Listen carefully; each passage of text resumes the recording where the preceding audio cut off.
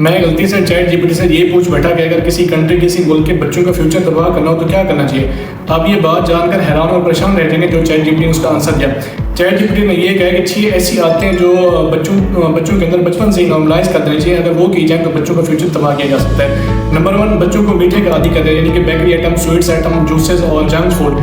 इससे ये होगा कि बच्चों का अर्ली एज होगी उसके अंदर वेट गेन शुरू हो जाएगा, इंसुलिन रेजिस्टेंस होना शुरू हो जाएगी और वेट गेन और इंसुलिन रेजिस्टेंस की वजह से बच्चे जो है वो 25-30 साल की उम्र में डायबिटीज यानी शुगर का शिकार होना शुरू हो जाएंगे। दूसरे नंबर पे बच्चों के हाथों में मोबाइल देके उनको घर पे बिठा दो कि बाहर की एक्टिविटी बिल्कुल रोक दो। इससे क्या होगा, इनएक्टिविटी की वजह से उनका जो मसल होगा मसल मैच नहीं बढ़ेगा और जो ब्रेन की डेवलपमेंट होती है वो ब्रेन की डेवलपमेंट भी नहीं होगी।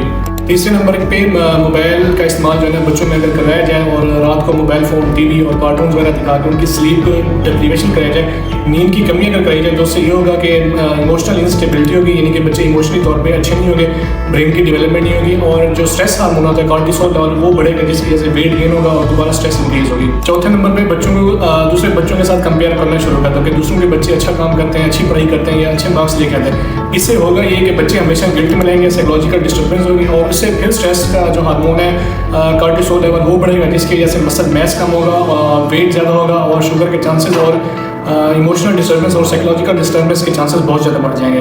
नंबर 5 है कि जो इन्वायरमेंटल पोल्यूशन है उसको इग्नोर करना शुरू कर दो। जब बच्चा अपनी इनिशियल ग्रोथ फेज में होता है तो उसके लंग्स डेवलपमेंट हो रहे हैं और बाकी ऑर्गन्स डेवलपमेंट हो रही होती है। अगर पोल्यूशन ज़्यादा होगी तो बच्चे के जो लंग्स है उनकी कैपेसिटी कम हो जाएगी, जिसकी वजह से बच्चे का जो लेट है वो एस्थमा और बाकी जो डिजीज़ है उनका भी सामना करना पड़ सकता है। इसके अलावा क्योंकि ऑर्गन डेवलपमेंट हो रही है तो हार्ट प्रॉब्लम्स भी इसमें आ सकते हैं। इसके अलावा छठा और सबसे अहम फैक्टर जो किसी भी कंट्री के बच्चों का फ्यूचर तबाह करने के लिए ज़रूरी है वो ये है कि छोटे मोटे मसले, छोटी मोटी बीमारी के अंदर बच्चों को एंटीबायोटिक दबा के दी जाए। इससे ये होगा कि जो गट का नॉर्मल फ्लोरा डेवलप हो रहा है वो तबाह हो जाएगा और मेटाबॉलिक और इम्यून के जो कुव्वत मुदाफ़त का उनका सिस्टम वो बिल्कुल कोलैप्स हो जाएगा, ख़त्म हो जाएगा और जो एंटीबायोटिक की रेजिस्टेंस है वो बहुत ज़्यादा हो जाएगी, क्योंकि गट का जो नॉर्मल फ्लोरा है वो चिल्ड्रन एज में, चाइल्ड एज में डेवलप हो रहा होता है और एंटीबायोटिक के बहुत ज़्यादा यूज़ से उनका गट फ्लोरा बिल्कुल ख़त्म हो जाएगा। इसके अलावा जो सबसे इंपॉर्टेंट चीज़ है वो ये है कि बच्चों को हेल्थ अवेयरनेस और हेल्थ एजुकेशन के बारे में बिल्कुल गाइडलाइंस नहीं देनी चाहिए।